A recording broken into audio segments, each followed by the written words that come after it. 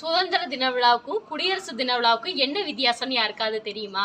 என்னங்க, நாங்கள் குடியரசு தின விழாவாக இருந்தாலும் சரி, சுதந்திர தின விழாவாக இருந்தாலும் சரி, போய் கொடியேற்றுற இடத்துல நிற்க போகிறோம், சட்டையில் கொடியை குத்த போகிறோம், இனிப்பு வாங்கிட்டு வீட்டுக்கு வர போகிறோம், இதுதானே அப்படின்னு இருக்காம சுதந்திர தின விழாவுக்கும் குடியரசு தின விழாவுக்கும் உள்ள வித்தியாசத்தை பார்க்கலாம் வாங்க. முன்னாடிலாம் நம்ம சமூக அறிவியல் புக்கில் படிச்சிருப்போம், மன்னராட்சி தான் இருந்தது அப்படின்னு.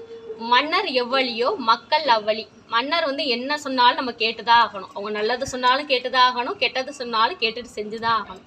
அதுல ஒரு சில பேர் எதிர்த்தாங்க. அந்த எதிர்த்த வீரர்கள் இன்னுமே சரித்திரத்துல இருக்காங்க. எதுக்கு இவங்க சொல்றதை நம்ம கேட்கணும், எதுக்கு நம்ம அடிமையா இருக்கணும் அப்படின்னு சொல்லிட்டு வீரர்கள் நிறைய பேர் போராடிட்டு இருந்தாங்க. அப்படி இருந்துமே அந்த மன்னராட்சியை ஒழிக்கவே முடியல.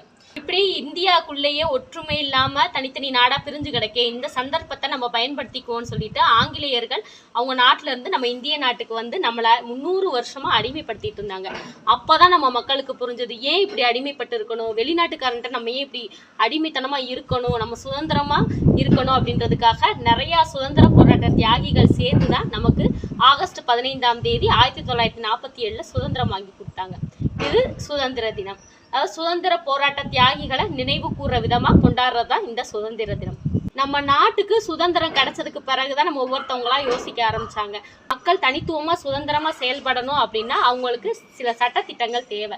சட்டத்திட்டங்களை இயற்றி அதை எல்லாத்தையுமே ஒன்னா தொகுத்து இந்திய அரசியலமைப்பு சட்டமா பாராளுமன்றத்துல 1950 ஜனவரி 26 அன்னைக்கு அமலாக்குனாங்க. அந்த தினத்தை தான் நம்ம குடியரசு தினமா கொண்டாடுறோம். சுதந்திர தினத்தன்னைக்கு யாரு கொடியேத்துவா?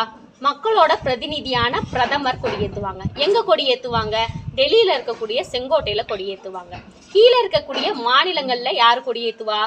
அந்தந்த மாநிலத்தோட முதலமைச்சர்கள் கொடியேற்றுவாங்க. ஆனா குடியரசு தினத்து அன்னைக்கு யாரு கொடியேற்றுவா? குடியுரிமைகளோட பிரதிநிதியான குடியரசுத் தலைவர், அதாவது நம்மளுடைய ஜனாதிபதி கொடியேற்றுவாங்க.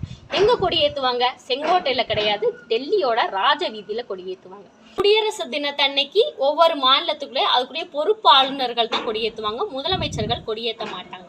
இன்னொரு முக்கியமான விஷயம் என்னன்னா, சுதந்திர தினத்தை அன்னைக்கு சுதந்திர போராட்ட தியாகிகளை நினைவு கூறுற விதமா ஒவ்வொரு மாநிலத்துல இருந்தும் வாகனங்களோட அணிவகுப்பு நடக்கும். ஆனா குடியரசு தினத்தை அன்னைக்கு தான் முப்படைகளோட அணிவகுப்பு நடக்கும். இப்ப தெரிஞ்சிருச்சா குடியரசு தினம் எதுக்கு கொண்டாடுறோம், சுதந்திர தினம் எதுக்கு கொண்டாடுறோம்னு?